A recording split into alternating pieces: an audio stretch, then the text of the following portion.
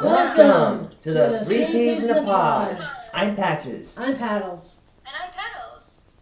And again, people, we welcome you to another one of our Topics episodes where me, Patches, talks about sports, Petals talks about TV shows, and today Petals will be talking to you about children's books.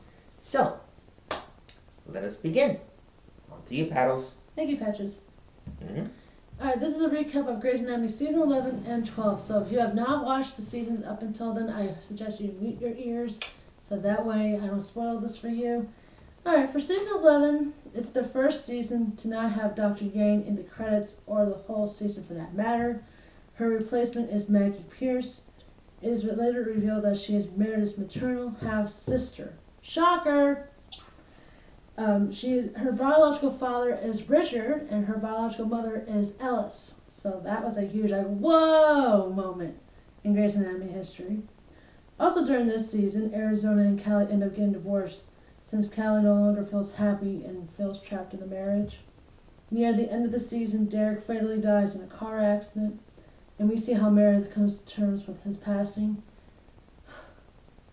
It's still sad to me to this day, even though I'm now on to season 13 with Patches here, so we'll see. But I'm just going to keep on watching because, of course, it's one of my favorite shows. Now on for season 12. Early on the season, Maggie starts a new relationship with Andrew DeLuca, who's an intern. At the beginning of the season, you see him, it looks like he's a regular doctor until he's discovered to be an intern. So, well, hello. Sadly, that relationship ends when Andrew starts avoiding Maggie. It's just because it got more complicated than when he found out that Maggie's father was actually Richard. It's like, oh, great. And so they ended their relationship.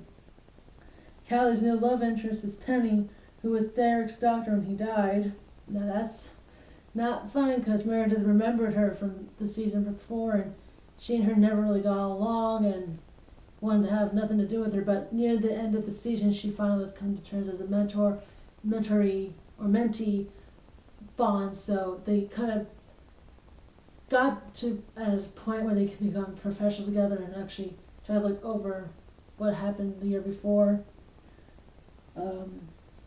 Nathan Riggs is hired by Miranda to work along with Maggie since his specialty is cardiovascular. It's later revealed that he and Owen were once friends. Nathan was engaged to Owen's sister Megan. In the end of the season, Owen and Amelia get married. April gives birth to her and Jackson's baby, who turns out to be a girl. Also, Meredith's love slowly moves on when she has sexual encounters with Nathan. In my eyes, I feel like he looks kind of like Derek Shepherd, so let me know if you think so too, or you think I'm just seeing things, but that's my opinion. Next time I'll be talking to you about Season 2 recap of Gotham, also Seasons 1 and 2 of Arrow. That's about it for TV shows. If you have any other TV shows you'd like us to talk about or me to watch and critique, I'm all for it. So now, on to you, Petals. Thank you, Petals. You're welcome. Well, this time I decided to mix things up because usually I talk about music or I talk about other stuff. Today, I'm going to be talking about children's books because, since I work with children, it kind of comes with the territory. So today, I'm going to be talking about Room on the Broom, which is illustrated by Julia Donaldson, and the pictures are drawn by Axel Scheffler, which I have no copyrights to, so I give full credit to both the publisher and the author, or illustrator. So what I like about Room on the Broom is not only is it like it's a holiday book. I know it's Halloween, yes, Halloween is past, but I find this book fun to read throughout the year. I love the fact that it discusses themes about friendship, it discusses about loyalty, and it talks about, it just rhymes. Everything pretty much rhymes, so it's really catchy. It's very lyrical. You could practically make a song out of this book, and the pictures are well drawn. So this is why I chose this as one of my favorites. I've actually been reading this book for, I saw this book at work and I was like,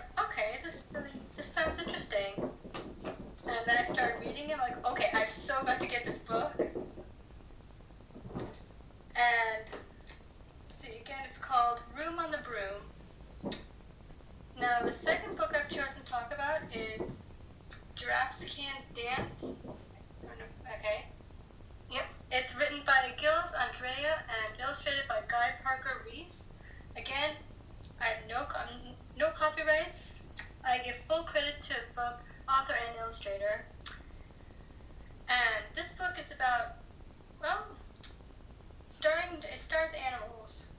Talks about, obviously, giraffe who thinks he can't really dance, but actually can, even though he's scared to. And this book is also about friendship. But the most important lesson is that no matter what anyone says, you can always do what you want to do. So I find this book really inspirational. And it's really funny also. You see like all different animals doing like something like dancing and singing, which to me is like really funny. Alright. And those are the two books that I decided to talk about. If there are any books that you guys would like me to critique or to talk about or have any suggestions, please feel free to let me know. I'm open to all of them. And I really hope you like that. On to you, Patches. Thank you, Petals. Well, tomorrow brings a big day for the NFL. Tomorrow, we are going to find out who is going to represent the two teams that are going to play in the Super Bowl. Will it be the NFC participants, the Atlanta Falcons against the Green Bay Packers, which are playing at about 3:30 on Fox? Or will it be the Pittsburgh Steelers or the New England Patriots, which will be on CBS later that night at around 8 o'clock? Well, here's how I think about it. Both teams are great. They're on a roll. And they're desperate to win another conference championship. Here's how I feel about it. The Packers have been the most unbelievable team in the NFC. No offense to Atlanta, they've been hot too. But if you haven't seen what Aaron Rodgers and the Packers have done in the last 7-8 weeks or so, you have got to think that this is a team of destiny and that they are bound to win their 5th Super Bowl. Incredible. Now, as for the AFC participants, I feel that the Patriots are going to win because they have Tom Brady. They have everybody. So my matchups pretty much are the Patriots taking on the Packers in the Super Bowl. Comment below who you think should be in the big game. Or who will be in the big game. Now, going on for today, for all the scores in the Premier League, because there were a lot of big games that happened today. Swansea defeated Liverpool 3-2, and that was huge because they kept themselves out of the relegation zone. Good for them. Stoke City tied with Manchester United 1-1 today, and I'll get to a very big historic moment about that game. Stay tuned. West Bromwich Albion defeated Sunderland, who has been very poor this season. Final score was 2-0. Crystal Palace lost to Everton, who has been on a hot streak. West Ham United defeated Middlesbrough 3-1. Bournemouth defeated tied with Watford 2-2. And Manchester City and Tottenham Hotspur 2-2. But every Man City fan knows that game should never end in a tie. It should have been 3-1, man, you. But a blown call. I know you people are fuming. The guy got pushed, but no call. Yeah, it's football. It's soccer. It happens, and unfortunately, all they got was a point. So now for the games for tomorrow. Before I get to those, I will put the scores, because I know I'm going to put this video up the next day. I'll put the scores up as soon as I find out. And I know you people have been waiting for me to actually do it, but I will promise you that I will do it. And that I will bring to you. So tomorrow's games are Leicester against Southampton, Arsenal against Burnley, and Chelsea against Hull City. Those are the 3 games left on Sunday, and that is all for me, Patches, on sports. We thank you for tuning in. But first, here's Paddles. Thank you, Patches. Yes, I have Dora here with me, and she's laying down comfortably and saying, ah. Aww. So I've been scratching her back for about 5-7 minutes since Petals and Patches were talking about their topics. So she's here just listening, and you also heard growling. That was Merlin. But thank you so much for watching us. Thank you for being our fans and our family. We'll be doing another episode tomorrow about the recaps about football, also for Gotham and Arrow.